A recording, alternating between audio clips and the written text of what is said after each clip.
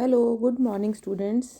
मैं doctor Sunita Tandon RR college Alwar से और मैं बीएससी पार्ट 2 के स्टूडेंट्स को इलेक्ट्रोकेमिकल सेल्स सेमेस्टर 4 की यूनिट पढ़ा रही हूँ।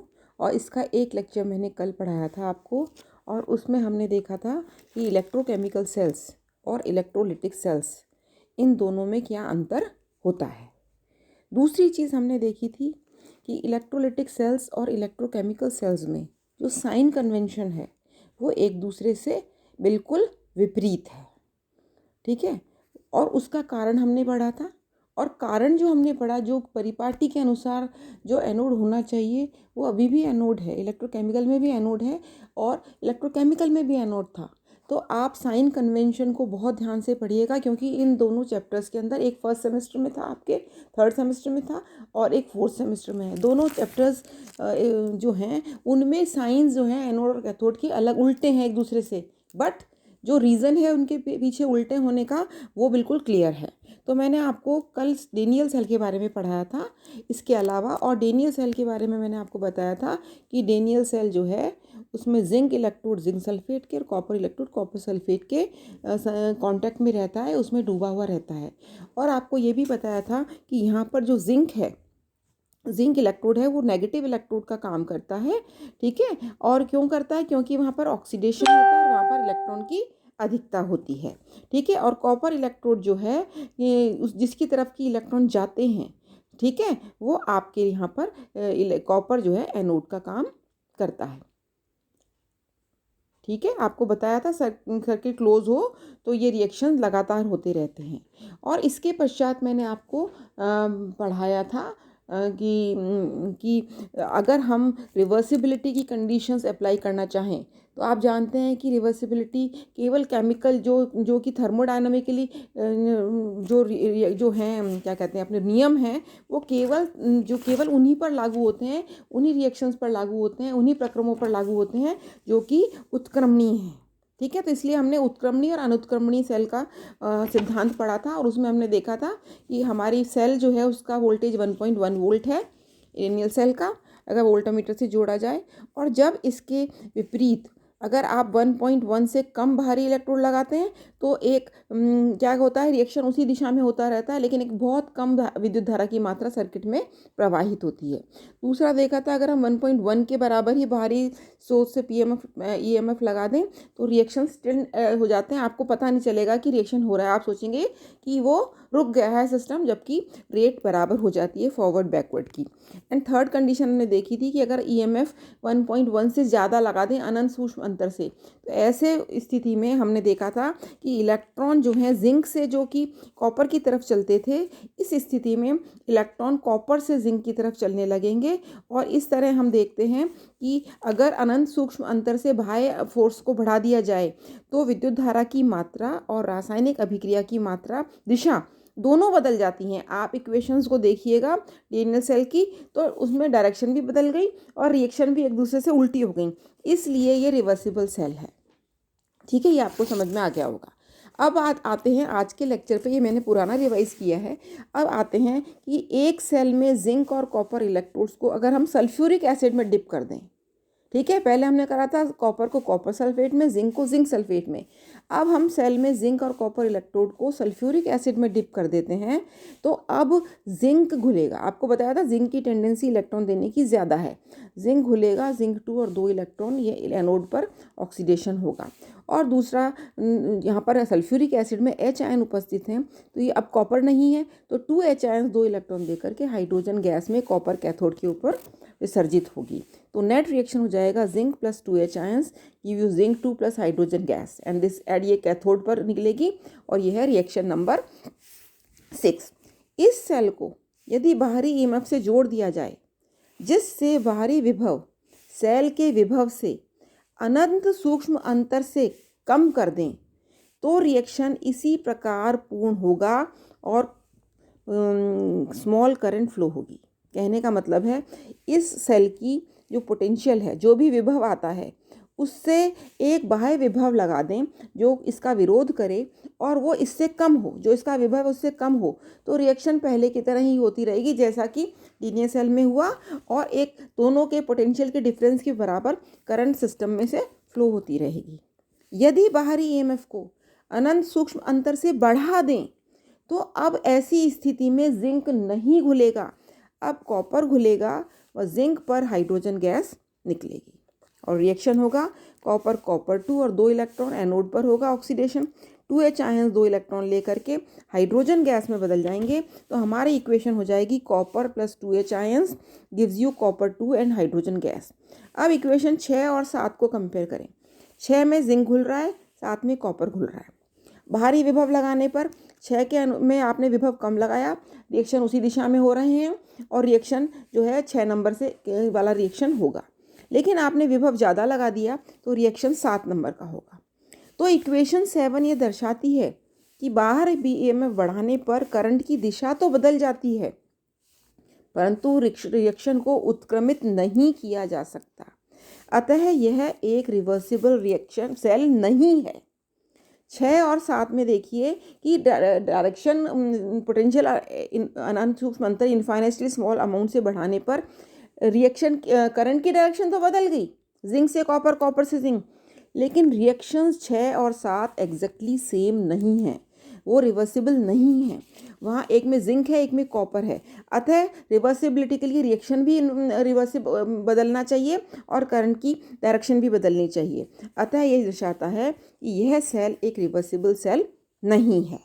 अब इसके बाद हम देखेंगे मेजरमेंट ऑफ सेल ईएमएफ।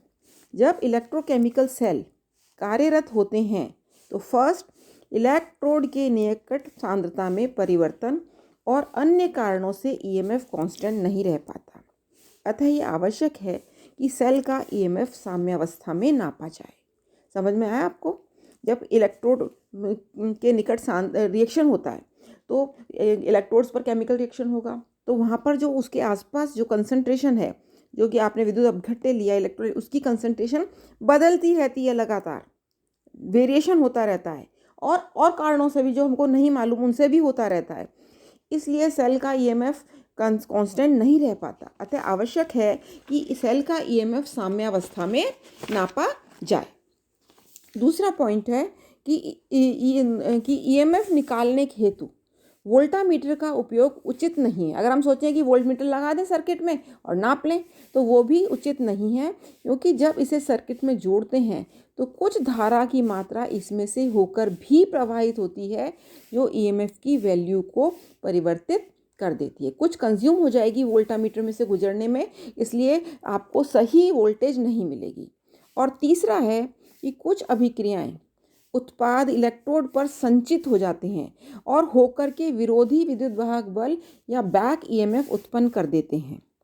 इसे पोलराइजेशन भी कहते हैं। अतः बैक ईएमएफ के कारण वोल्टामीटर से नापा गया ईएमएफ यथार्थ नहीं होता। इसका मतलब है कि जब इलेक्ट्रोड रिएक्शन होता है तो कुछ प्रोडक्ट्स बनते हैं। ये प्रोडक्ट्स जब इलेक्ट्रोड के आसपास इकट्ठे हो जाते हैं तो एक बैक ईएमएफ उत्पन्न कर देते हैं, जिसे पोलराइजेशन कहते हैं। और इस बैक ईएमएफ या पोलराइजेशन के कारण वोल्टामीटर से जो हम नापते हैं वो सही नहीं आता। इस कारण से ईएमएफ को ओपन सर्किट अर्थात जब सेल में से कोई विद्युत धारा प्रवाहित नहीं हो रही हो मेज़र किया जाता है। पोटेंशियोमीटर से सेल के ईएमएफ को किसी दूसरी सेल के ईएमएफ के विपरीत संतुलित करके साम्य स्थिति प्राप्त करके नापा जाता है। कैसे नापते हैं? पोटेंशियोमीटर से नापते हैं और 2 सेल ले लेते हैं, ठीक है, और दोनों, एक को स्टैंडर्ड होती है और एक जिसका निकालना हो, उनको संतुलित करके इसकी पोटेंशियोमीटर के अगेंस्ट फिर हम पोटेंशियल जो है सेल का वो विभव निकालते हैं। तो हम देखेंगे मेजरमेंट ऑफ सेल ईएमएफ, ठीक है। ये डायग्राम मैंने बनाया है, इसमें ए से बी एक वायर है, सी एक बैटरी है, इसका ईएमएफ सेल एक्स के ईएमएफ से अधिक होना चाहिए। क्या होना चाहिए? बैटरी सी है और इसका ईएमएफ जो टेस्ट बैटरी लगाई है एक्स, उसका ईएमएफ ईएक्स से अधिक होना चाहिए। एस एक स्टैंडर्ड सेल या मानक सेल है। अब ए बी एक रेजिस्टेंट मेटल वायर है, यह प्रतिरोधी धातु का बना स्लाइडिंग वायर है। इसका कोरोजन इसका क्रॉस सेक्शनल एरिया ये पूरी लेंथ में समान होना चाहिए, जिससे वायर का रेजिस्टेंस सब जगह समान रहे। तो हमने एक जो ए बी वायर ली है पोटेंशियोमीटर में, वो कैसी होनी थी, उसका पूरा क्रॉस सेक्शनल एरिया पूरी तार की लेंथ में बराबर होना चाहिए। ए बी की लंबाई के साथ पोटेंशियल ड्रॉप तार की लंबाई के समानुपाती होता है। ठीक है, आपको देखो, आप ये हमने एक सेल लगाई है और एक सेल बैटरी लगाई है सी। ये बैटरी सी का ईएमएफ पूरी लेंथ ए बी पर एडजस्ट होता है, पूरा इसको बैलेंस किया हुआ है ए बी के ऊपर। तो ए बैटरी का ईएमएफ, सी का ईएमएफ पूरी वायर के अलोंग क्या है, इक्वली डिस्ट्रीब्यूटेड है। ठीक है, जब ए बी की लंबाई के साथ पोटेंशियल ड्रॉप तार की लंबाई के समानुपाती होता है। ए बी की लंबाई है, ठीक है, अभी आपको बताया मैंने कि उसको पोटेंशियल जो है सी का वो पूरी लंबाई के समानुपाती होता है, पूरी लंबाई पे फैला रहता है। अर्थात सेल सी का ईएमएफ जो है वो किसके बराबर है, मापी जाने वाली सेल के एक्स ईएमएफ ईएक्स से ज़्यादा होना चाहिए। ये मैंने पहले भी बताया था कि जो सी सेल है इसका ईएमएफ नापे जाने वाली सेल एक्स के ईएमएफ से ज़्यादा होना चाहिए। क्यों ज़्यादा होना चाहिए, उसका इसलिए ज़्यादा होना चाहिए कि अगर ज़्यादा नहीं होगा तो ये पूरी वायर ए बी जो है हमको करेक्ट वैल्यू नहीं देगी।